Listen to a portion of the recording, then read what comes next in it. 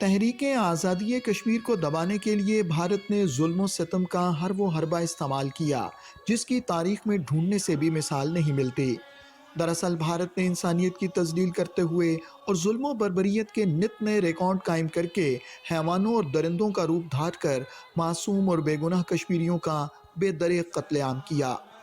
اس سلسلے میں اسرائیل کے سپاہیوں نے بھی بھارتی سپاہیوں کے ساتھ مل کر تحریک آزادی کشمیر کو دبانے کے لیے درندگی کے وہی حربے اپنائے جو فلسطین میں مسلمانوں کو صفحہ ہستی سے مٹانے کے لیے اپنائے جا رہے ہیں۔ بھارت نے جہاں کشمیر میں تحریک آزادی کو دبانے اور مسلم اکثریت کو اقلیت میں تبدیل کرنے کے لیے کشمیریوں کا قتل عام، زبردستی ہجرت پر مجبور کرنا، غیر ریاستی باشندوں کو ڈومیسائل کا اجرا اور پنڈتوں کی علیحدہ بستیوں کے قیام جیسے مذموم منصوبوں پر بزور طاقت عمل درآمد کروایا، وہیں اسرائیل نے بے گناہ اور معصوم فلسطینی مسلمانوں کو دھرتی سے مٹانے کے لیے بستیوں کی بستیاں اجاڑ دیں۔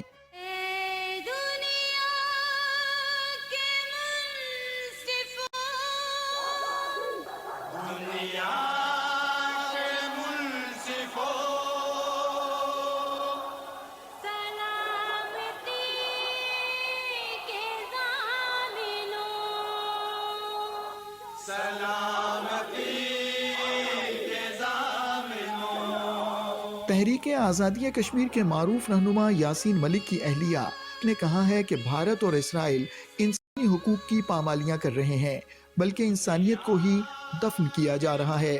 کشمیر کا مسئلہ، پیلسٹائن کا مسئلہ، حق خود ارادیت کا مسئلہ ہے اور یہ یونائٹڈ نیشنز کی قراردادوں کے مطابق ہے اور یہ آکیپائنگ فورسز ہیں، چاہے وہ اسٹیٹ آف اسرائیل ہے، چاہے وہ انڈین فورسز ہیں، جس طرح کی اوپن تھریٹس اسرائیل دے رہا ہے اور وہاں پہ مسجدوں کو شہید کر رہا ہے، قرآن پاک کی بے حرمتی کی جا رہی ہے، جس طرح انسانیت دفن کی جا رہی ہے، تو جس خوفناک صورتحال پہ یہ جا رہا ہے یہ وہی ہے جو مودی کر رہا ہے۔ انہوں نے عالمی برادری سے اپیل کرتے ہوئے کہا کہ دنیا میں مستقل اور پائیدار قیام امن کے لیے بھارت اور اسرائیل پر دباؤ ڈالا جائے اور کشمیر اور فلسطین میں جاری مظالم بند کرائے جائیں۔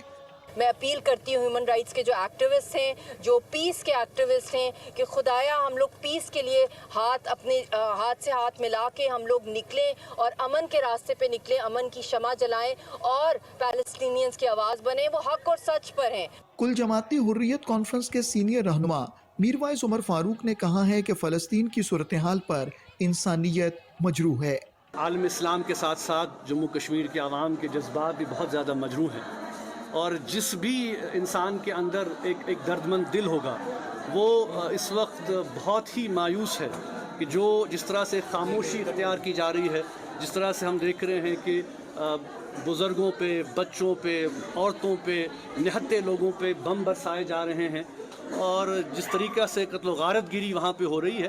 ہم یہ محسوس کرتے ہیں کہ عالمی برادری کو اپنی ذمہ داری نبھانے کا وقت آ گیا ہے۔ انہوں نے مزید کہا کہ فلسطین کا مسئلہ دیرینہ مسئلہ ہے اور اس مسئلے کو فلسطین کے عوام کی امنگوں اور خواہشات کے مطابق حل کیا جانا چاہیے۔ فلسطین کا مسئلہ ہے وہ ایک دیرینہ مسئلہ ہے، اور ہم نے ہمیشہ یہ محسوس کیا ہے کہ اس مسئلے کا ایک منصفانہ حل نکالا جانا چاہیے۔ فلسطین کے عوام کے جو حقوق ہیں وہ انہیں واپس دیے جانے چاہیے۔ ظاہر سی بات ہے کہ ان کا ملک اور ان کی سرزمین جو ہے ان پر تنگ کر دی گئی ہے، اس سے زیادہ ظلم کیا ہو سکتا ہے؟ اس لیے ہم یہ محسوس کرتے ہیں کہ پوری